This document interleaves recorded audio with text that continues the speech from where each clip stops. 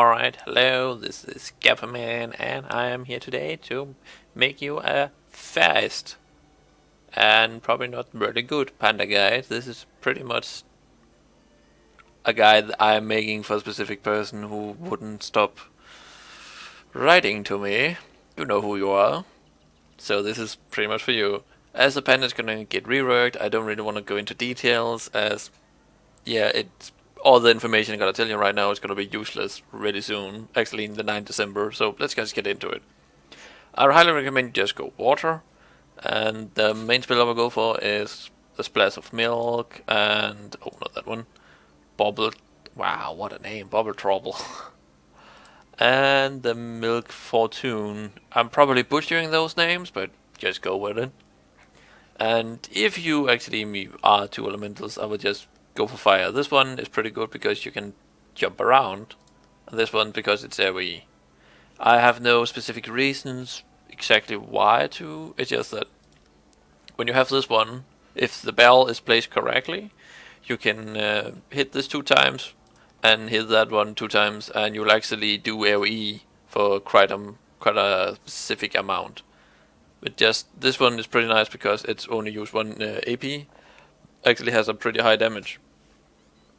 So in the beginning, I'll probably say you're probably going to use this one and this one the most, and this one if two, what do you call it, enemies are standing close to each other. And this one down here is pretty much just if you run into a monster that has a shit ton of water resist, it probably is worth using the fire spells instead. I have no specific reason why I chose those fire spells here. I think it's because they actually are range. Oh, the other one is more like a jump over. But the fire one I didn't really think through, so I would be honest there. The one I would get first is summoning the bell, because if you summon the bell and then hit the bell, most of your spells would become AoE. So I will get the bell to the max because, as you can see, it costs one less when it gets max. The next one is of course the one where you lift enemies and replace them. This one is kind of more for when you are playing with other people, because then you can pick up people and pick them out and place them outside danger, or take the enemy and throw them into other people's AoE. So this one is probably the entire reason why you actually make a panda. The other one is this one. I would actually go max this one next, because then you can throw your bell. I'm probably butchering that name like fucking crazy. And then you can jump to it. So that's pretty much how the panda is played at the moment. And then you can mess around with the, the passive. There's no one that's really more important than anyone else.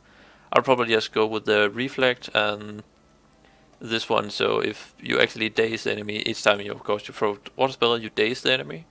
There's 20% chance that they will not actually hit you, but hit the bell instead. I have not really went into Earth because at the moment the Earth is not really that good in PvE as versus monsters. So just ignore that for now. Let's just go into the stats.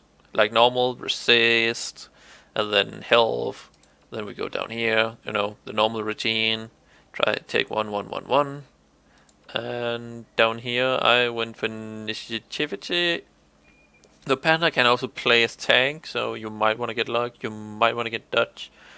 I would say if you are playing in, if you're actually playing with people, getting dodge with the panda would probably be a better idea, or if you are the tank, you're probably better to get luck.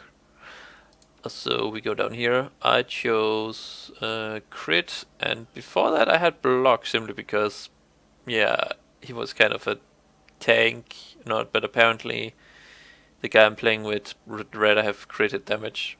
And wow, that's blinking a lot. And let's jump down to the next one. Yeah, and that's just, I would probably go for AP first and then MP, because a lot of your spells, as you can see here, use MP. That is why this one is nice to have, because then you're not reliant on MP. You can still do damage without it. And yeah, I guess that is kind of it. Of course, if you can, get range on your main hand, get range on your head, get range on your necklace, if possible. And yeah, that's pretty much what I have to say about the panda, and I hope this helped you. You know who you are. I hope this helped you. I will make a proper guide when the revamped version of the Panda is coming out in the 9th December. So just wait for that one, and you will get a proper guide. Alright, that is it. See you.